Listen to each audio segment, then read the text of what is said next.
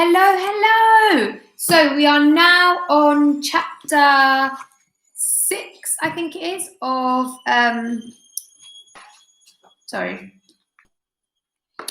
book. We are now on chapter 6 of the accidental Prime Minister, and I left you on a bit of a cliffhanger last time because the Prime Minister has just called Joe. So lots of you did fantastic predictions today of what you think is going to happen next. We are now going to find out what is going to happen next. This chapter is called Help! Joe, his mum and AJ left the house via the back door to avoid the crowd. But what actually happened was a chase through the back lanes and cramped gardens of London. Joe in his best shirt, Joe's mum in her hat and coat, and AJ in a fluster on the phone. Who's he on the phone to? No, I said abandon the interviews. My client can't make it. He has to go to Downing Street. How many more times? Have you been drinking? Don't you use that language at me. Oh, well, that's charming, isn't it? Same to you. AJ hung up. I've cancelled your appearance with Mr. Tumble on CBeebies. Who's going to be on CBeebies?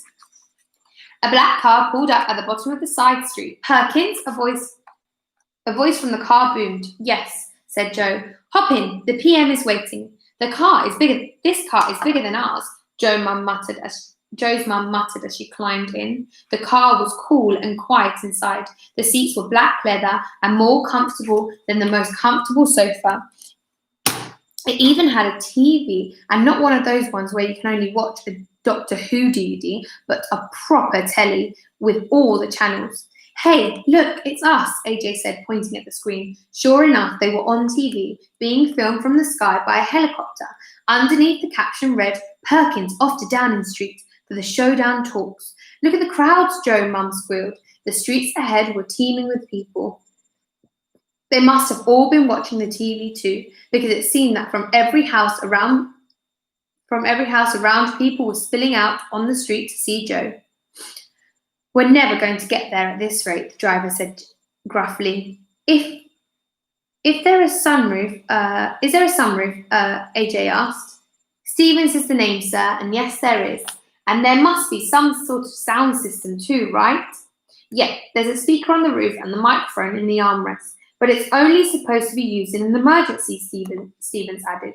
This is an emergency. I've got a plan. AJ's eyes lit up as he lifted the mic out from its hiding place. Slowly, the sunroof opened. There was a hush from the crowds as they realized that something was about to happen. Suddenly, AJ's head and shoulders popped up, clutching the microphone. Hello, everybody, AJ yelled.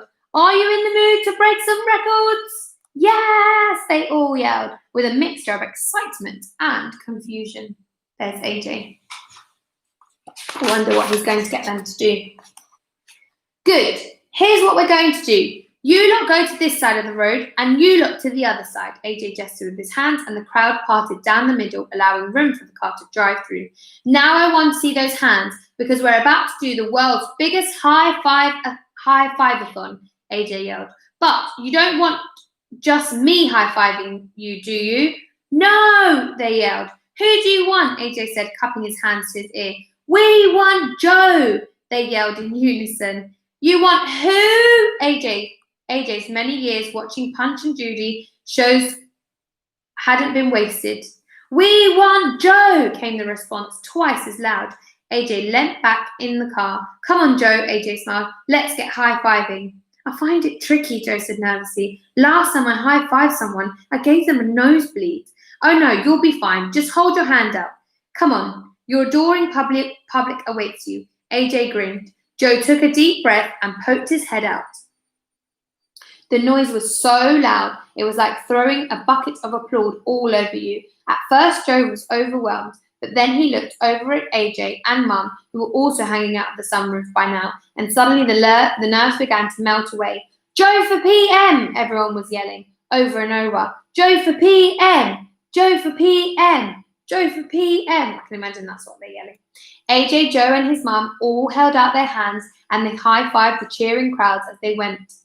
Joe felt a wave of happiness coming over him, not because of the limo ride of a lifetime or the frame, but because he felt like Finally, he was going to win at something. He was going to see the PM to save the park and his mum's job.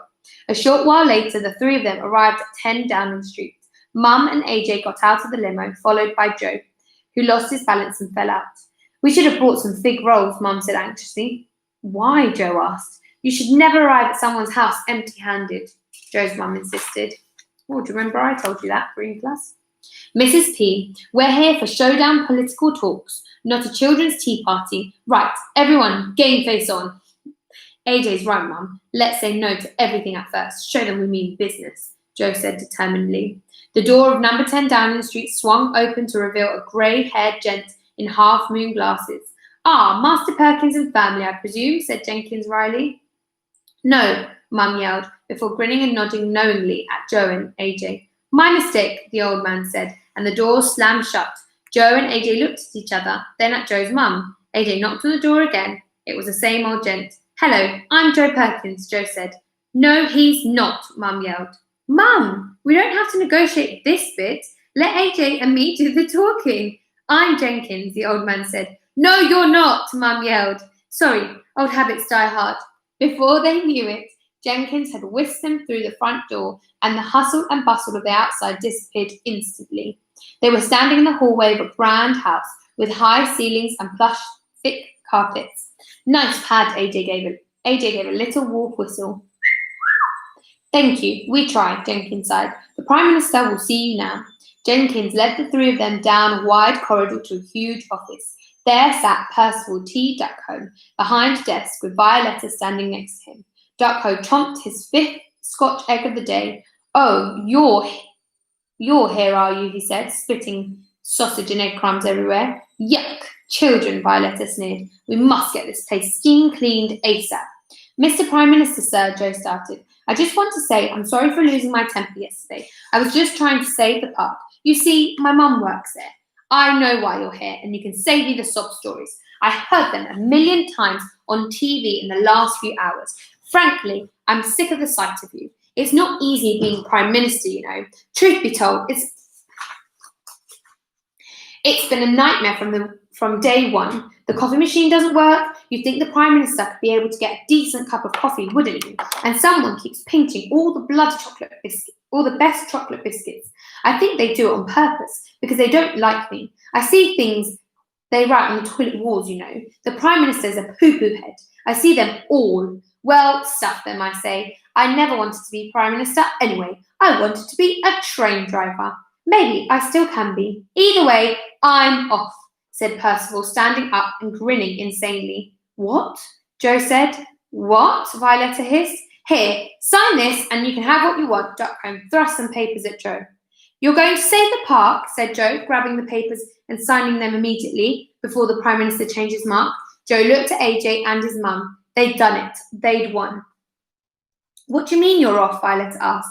I've had enough. I've had enough of him, Percival pointed at Joe. And I've had enough of you, he yelled. Violeta tried to smile. Smiling wasn't something she'd ever really done before, but she gave it her best shot. Well, about time. I mean, your country, thanks you for your service, etc., etc. But really, you should have handed over power years ago. Violeta pulled out the tape measure and started to measure the curtains. Well, they'll have to go for a start. Oh, Violeta thinks she's going to be Prime Minister. Wait a minute, Joe muttered, looking more closely at the papers he'd signed.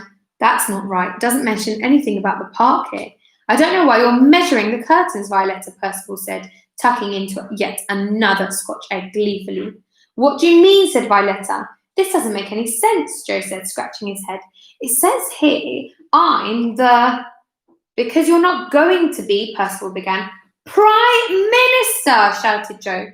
Violeta looked at Joe. Joe looked back at her. They both looked at Percival. What? Joe and Violeta yelled at the same time. You heard. Anyway, I just did as you said, Violeta. I gave him what he wanted. You idiot, Violeta shrieked. You've made him Prime Minister. What about me? I would have made you PM. Violeta, but there was one thing that kept getting in the way. Percival snorted. What?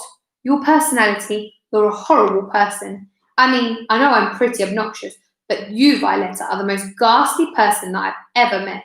And I'm a politician, so you can imagine you're up against some tough competition. But I thought you were going to save the park. I thought that's why I was here, Joe shrieked. Once you're PM, you can save the park, you can do whatever you want when you're Prime Minister. But I don't want to be Prime Minister, Joe cried. I do, Violeta cried. Serves you two right. Who says Percival T. Duckcombe is an idiot? The only downside is I won't get to watch the fun as you two have to work together. Violeta, meet Joe, your new boss. And with that, Percival T. Duckcombe started to laugh. And the parks, they fall under the Deputy Prime Minister's department. But isn't that, Joe began. Joe, meet the Deputy Prime Minister, Violeta.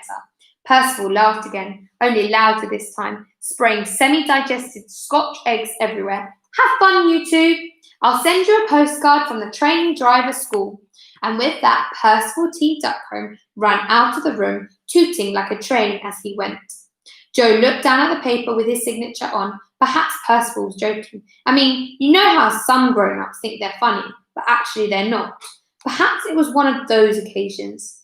This can't be happening. I can't be Prime Minister, Joe shouted. That's not what it says here, Jenkins said, snatching the paperwork from Joe. All the colour drained from his face as he looked up solemnly at Joe. Welcome aboard, sir. Wow. I was expecting that, but I wasn't expecting it to happen that quickly. That's crazy. I can't believe that Joe is now the Prime Minister. I wonder what's going to happen next. I hope you enjoyed that chapter, and I shall see you later to see what you thought about it. See you later.